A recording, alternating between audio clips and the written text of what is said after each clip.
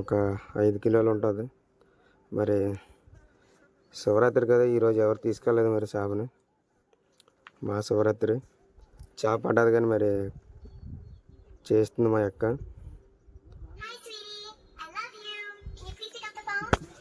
చూడండి మరి కట్ చేస్తుంది చేప రక్కలయ్యని. అంటే ఒక 500 రూపాయలు షావుకారు పెట్టుకెళ్తే 500 వచ్చును. షావుకారు తీసుకెళ్ళలేదు.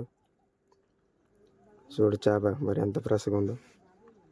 మరి ఏం చేస్తాం, దాన్ని కట్ చేసి కొద్దిగా సాల్ట్ కారం వేసి ముక్కల్లో ఎండబెట్టాలి. తప్పదు, మనం కడతాను శివరాత్రి కదా. చూడుకు వస్తుంది. హాయ్ ఫ్రెండ్స్, మరి నచ్చిన వాళ్ళు ఉంటే మరి లైక్ చేయండి, షేర్ చేయండి. చేప కోయలేకపోతుంది. చూడు బొరానికి ఎంత ఉందో. చూడు రక్తం చూడండి ఎంత ఎలాగుందో. మన దగ్గర ఫ్రెష్ చేపలు దొరుకుతాయండి. మరి చూడు అందులో గుడ్డు కూడా ఉంది ఫుల్గా. ఆడచేప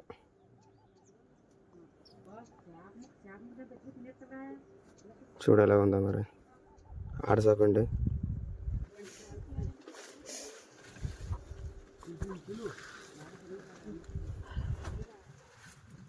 ముక్కలు కట్ చేస్తుందండి, చిన్న ముక్కలు.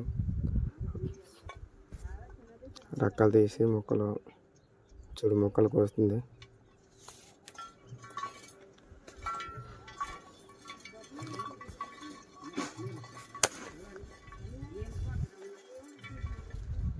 చిన్న పీసులు.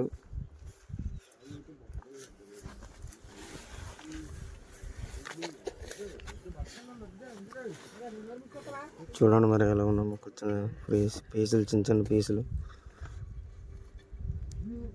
చాలా బాగుంటుందండి. మరి చేప రక్తంతో ఉంది. చేపలు తీసుకుంటారు కానీ మార్కెట్లో మరి అవి స్వచ్ఛమైనవి దొరకవు. అంటే ఐసేసిని దొరుకుతూ ఉంటాయి. మన దగ్గర అయితే ఫ్రెష్గా ఉంటాయి చేపలు. మనం అప్పుడే తీసుకొచ్చి పెడతాం కదా, ఇబ్బంది పెడతాం.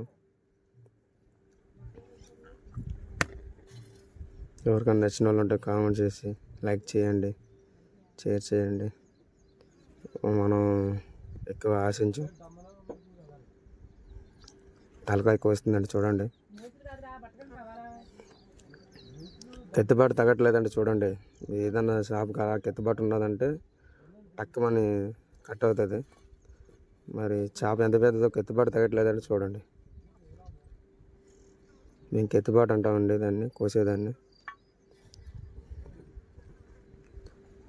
తలకాయ ఏర్ చేసింది చూడండి. తలకాయ కాయలుగా మనం తీసి ఎగురు పెట్టుకున్నా కానీ చాలా బాగుంటుంది. ఆ పీసు పెద్ద పీసు కట్ చేస్తుంది చూడండి.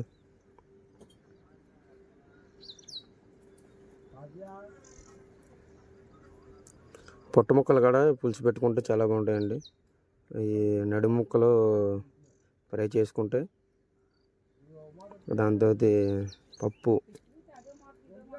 చాలా బాగుంటాయి. పప్పు పెట్టుకొని పప్పుతో వేపుకోతుంటే బాగుంటాయి.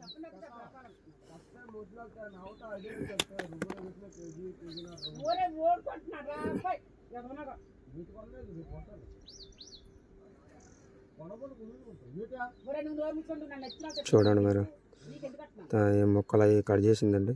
తలకాయలు ఉన్నాయి.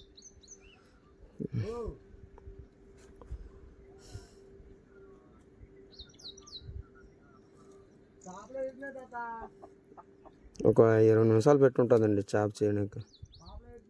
ఒక 5 కేజీలు 6 కేజీలు ఉంటుందండి చేప. తొయ్యలేదు చేప, షావుకారు వస్తాడని పక్కన పెట్టాం. మహాశివరాత్రి కదా ఈరోజు.